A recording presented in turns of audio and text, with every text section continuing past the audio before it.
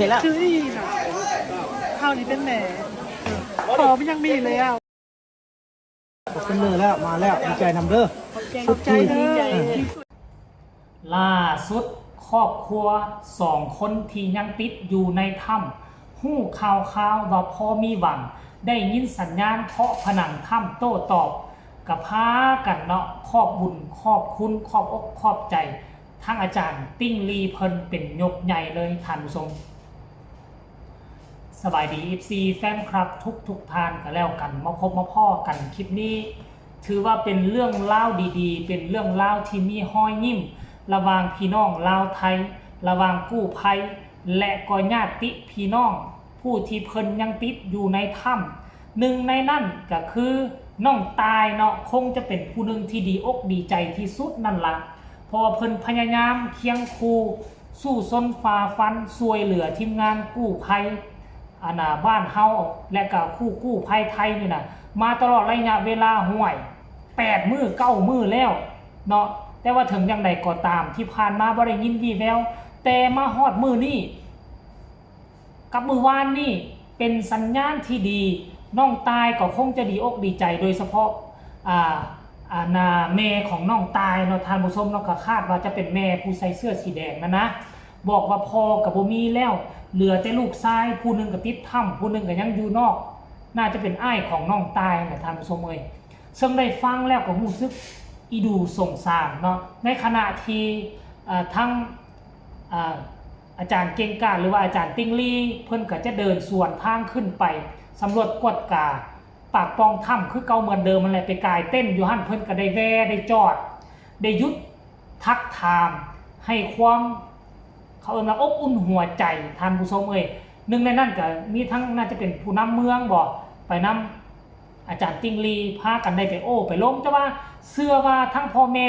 ญาติพี่น้องของ2 คนนั้นก็คงจะได้รับข้อมูลข่าวสารมาแล้วแหละว่าเห็นแล้วก็บ่แม่นว่าเห็นหรอกว่าเจอสัญญาณตอบโต้แล้วน่าจะเป็น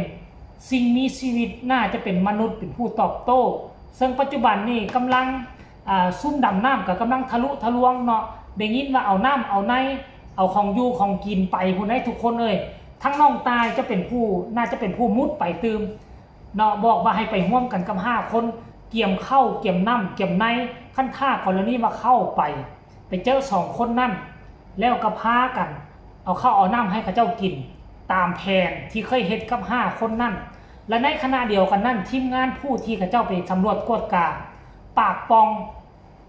ถ้ำม่องที่น้ำเข้าไปเจอลายหูลายหอมลายห้วยที่ไหลเข้าไปใน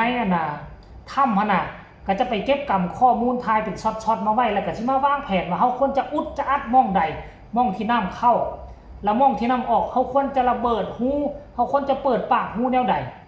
พากันไปเก็บกำหลายช่องทางหลายทีมนี่แหละมื้อนี้ตามที่ค่อยเบิ่งนี่อยู่ในถ้ำนี้มีประมาณ2 ทีมบ่ทีมดำน้ำทีมเข้าไปสำรวจอยู่ทั้งนอก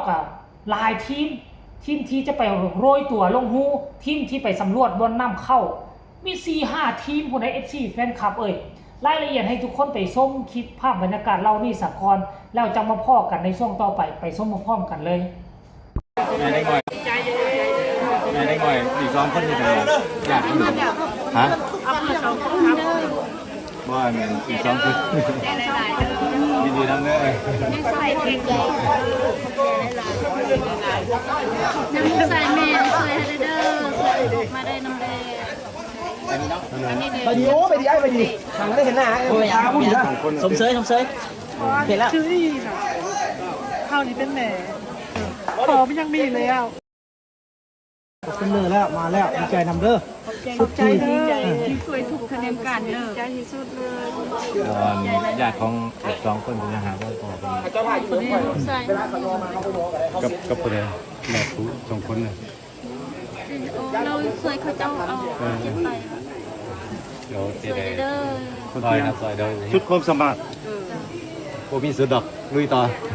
เลยนะเราจะได้ลงหาต่อแล้วครับไอ้รอยตาดำๆเด้บนท่อเด้อจมสูงไปเก่งอ่ะใครต้องหาใดน้องเก่งไม่ได้ก็ไปเองก็ไปเองทำนั้นนี้เ ดี๋ยวทำการค้นหาต่อถ่ายรูปกันไปตรงพิธีเขาแล้วถ่ายรูปหาคนก่อนสอง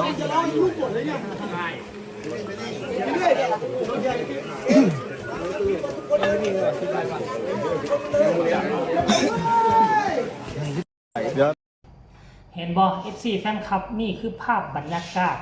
อาจารย์เก่งกาจเนาะบางคนพ่อแม่ญาติพี่น้องบางคนจนได้คุเข่าลงพุ่นน่ะย้อมือนบตะเงาะแล้วก็มีคำอวยพรมีคำเว้าคำจาที่ออกมาจากอกออกมาจากใจของพ่อแม่ชาวบ้านแห่งนี้เนาะลูกเขาเจ้าไปติดถ้ำอยู่ในหั่นจนเห็นให้อาจารย์เก่งกาจเอามือนี่ไปจับกลุ่มมือชาวบ้านนั้นไว้ก้มหัวลงยกขึ้นเหนือหัวตนเองก็คงจะเป็นคำอวยพรที่ดีเนาะจนเห็นให้อาจารย์เก่งกาจทราบซึ่งในดวงใจของตนเองท่านผู้ชมใครจะไปคิดไปฝันว่าแม้แต่กระทั่งในฐานะที่ค่อยเป็นคนลาวค่อยก็คิดว่า2คนนั่นโอกาสมีน้อยที่สุด5คนนี่นะทำอินเฮาก็ยังว่ามีน้อยนะมันยากเกินไปนะสำหรับความสามารถของคนลาวของกู้ภัยลาวของพวกเขาบอกตามซื่อว่ามันยากเกินไปกู้ภัยของพวกเขาบ่เคยไปเอาคนติดถ้ำบ่เคยมีประสบการณ์ด้านนี้จักเทื่อเคยมีแต่ผู้เดียวก็ได้ไปร่วมนำกู้ภัยไทยตอนที่อยู่ที่ถ้ำหลวงอันนั้นก็เป็นเพียงแต่ไปเป็นตัวเสริมไปช่วยบ่ได้ไปมุดไปมิดดีแท้กู้ภัยลาวเฮาที่มีอยู่ในประเทศลาวเฮานี่ก็มีหลายกลุ่มหลายอย่างอยู่ควรจะพากัน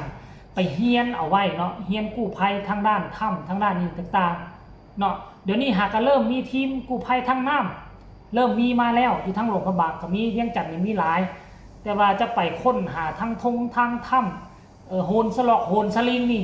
ก็ถือว่ายังบ่ทันมีเทื่อท่านผู้ชมก็หลังจากค่อยคิดว่าหลังจากจบเคสนี้เรื่องเล่าตัวนี้ไปคิดว่ากู้ภัยลาวของพวกเขาก็น่าจะมีความตื่นโตก็น่าจะไปฝึกฝนละลองและอีกอย่างหนึ่งก็ได้ยินข่าวว่าจบภารกิจนี้ทางมานัดจะขอเอาน้องอ้วนกลับไทยนำกลับไปเฮ็ดหยังว่าติก็คงจะเอากลับไปฝึกฝนรอลองเนาะไปฝึกเรื่องกู้ภัยเพราะว่าอยู่ทั้งนั้นเป็นสมาคมอยู่เด็กบ่ได้นอนนิ่งในกู้ภัยทางไทยนี่มีการเคลื่อนไหวตลอดเวลามีเคสให้ไปเฮ็ดเนาะไปเฮียนไปฮู้ตลอดขั้นท่าก่อนเลยนี่ว่าเป็นแนวนั้นแท้ก็ถือว่าเป็นข่าวดีของประเทศลาวเลยได้น้องอ้วนอาจจะเป็นคนแรกคนทำอิฐในประเทศลาวเนาะที่เป็นกู้ภัยทางถ้ำเนาะทางถ้ำทางน้ำการห้วยโหนการดำการอย่างต่างๆนี่น่าจะเป็นคนแรกหรือบ่ซั่นก็น่าจะได้น้องอ้วนกับน้องตายไปอันนี้แห้งจะเป็นการดีท่านผู้ชม FC แฟนคลับเนาะเอาสำหรับคลิปนี้ก็